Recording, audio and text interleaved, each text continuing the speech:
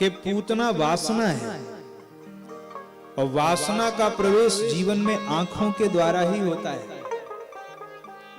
इसीलिए आंखों से कभी कुपात्र को नहीं देखना चाहिए, और कुपात्र को देखने का अगर अवसर आए तो इससे अच्छा है कि अपनी आंखों को बंद कर लेना चाहिए, पर किसी कुपात्र पर दृष्टिपात नहीं करना चाहिए। रामावतार में भी एक सुंदरी आई थी, क्या नाम था? शूर्पणखा आई थी ना। अब वो भी बड़ी सुंदर बन के आई थी। रुचिर रूप धरि प्रभु पहीं आई, बड़ी सुंदरी बन के आई थी।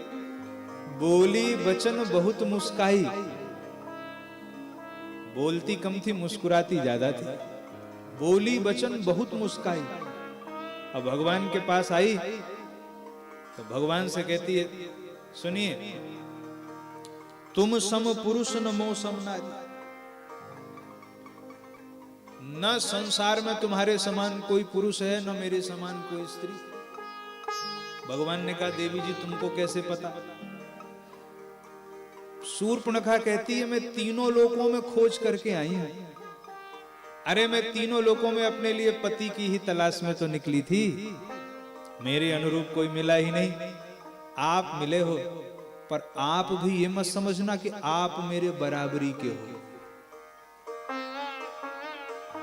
मनु माना कछु तुम्हें ही निहारी, आपको देखकर मेरा मन थोड़ा थोड़ा मान रहा है, लेकिन सोच रही हूं बहुत तीनों लोगों में परेशान हुई हूं, अब और परेशान नहीं होंगी।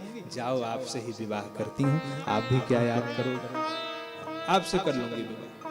और जो कुछ लोग ऐसे ही होते हैं, आप देखिए तो सही, कुछ लोग जो चालाक किस्म के लोग होते हैं ना, वो ऐसे ही आएंगे। मान लो कि आप कोई निर्माण कर रहे हो, अब आपके घर में पहुंच गए, अरे इसमें तो ये ऐसे ऐसे पुट्टी होगी इसमें, हाँ चलो चलो छोड़ो कर देते हैं आपका काम, ए आओ काम लगाओ भैया, हाँ इनका काम पूरा कर दो, आज खत्म कर देना, काम कर देना। ऐसे कुछ लोग होते हैं, और जो सामान्य व्यक्ति तो फंस जाता है।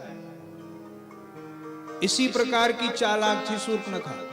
अब उसने सोचा मेरी बात में वजन कैसे आए, तो कहती है, यह संजोग विधि रचे विचारी, मतलब हल्के में मत लेना, ये मेरी मनमुखी बात नहीं है, ये ब्रह्मा का लिखा हुआ बनाया हुआ संजोग है, ऐसी कोई बात नहीं है, आप विवाह करो मुझसे। भगवान मुस्कुराए। भगवान ने कहा, सुंदरी मैं तो विवाह नहीं कर सकता, मेरी देवी जी ये खड़ी हैं, मेरा भैया जो है वो कुमार है, जा उसके पास जा। कि भगवान भी जानते हैं ना किसकी जोड़ी किससे बनेगी, जोड़ी बनाने वाली बात होती है ना। अब ये शूर्पणखा कौन है? तो शूर्पणखा के लिए लिखा है, दुष्ट हृदय दारुण जस अहिनी, ये है सर्पणी। और भगवान राम जानते हैं कि अगर तू सर्पणी है तो वो सर्पराज है, तेरा सारा विष उतारने के लिए तैयार खड़ा है, उसी के पास जा। अगर सर्पणी के समान तुझमें विष भरा है, तू अहिनी है तो वो अहिराज है। इसलिए भगवान ने कहा, जा उसके पास। कहा ठीक। कुछ लोग कहते हैं ना कि भगवान झूठ क्यों बोले। अरे भाई एक बात बताइए, जिस देश की जो भाषा हो उस भाषा में बात करना चाहिए कि नहीं? इसमें कोई बुराई तो नहीं। किसी देश में अंग्रेजी बोली जाती हो तो हमको कौन सी भाषा बोलनी चाहिए? अंग्रेजी। और कहीं हिंदी बोली जाती हो तो हिंदी। भगवान ने सोचा इसकी भाषा देखो, स्वयं विवाहिता है, उसका विवाह किससे हुआ है? विद्युजीव के साथ। अब विवाहिता होने पर भी कह रही है, ताते अब लगी रही हूं कुंवारी, तो मैं कुंवारी थी। तो भगवान ने कहा, अच्छा विवाहिता होके भी अपने को कुंवारी कह रही है, तो जैसे तू कुंवारी है ऐसे मेरा भैया भी कुमार है, उसी के पास जा। सठे साठ्यम समाचरे, ये नीति है। भगवान ने कहा जा उसके पास, और गई। लक्ष्मण जी ने नाक कान काट लिया, पर भगवान ने शूर्पणखा की ओर देखा नहीं। बात तो देखने से चली ना। भगवान ने किसकी ओर देखा है? सीतहि चितै कही प्रभु बाता, सीतहि चितै कही पुनि बाता, आहै कुमार आहाई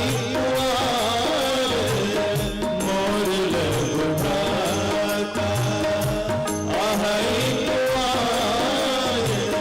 मोर लघु भ्राता, सीत ही चित कही प्रभु बाता, सीत ही चित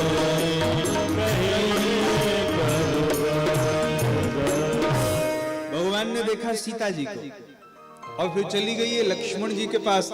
तो लक्ष्मण जी ने किसको देखा? देखिए, देखने का विज्ञान तो देखिए आप। लक्ष्मण जी भी उसको नहीं देख रहे। प्रभु बिलो की बोले मृदुबानी। लक्ष्मण जी राम जी को देख रहे हैं, राम जी सीता जी को देख रही हैं। संकेत बड़ा सुंदर है। जब जीवन में वासना है तो दृष्टि या तो भक्ति स्वरूपा सीता पर होनी चाहिए या भगवान स्वरूप राम पर होनी चाहिए। जीवन का कल्याण हो जाता है।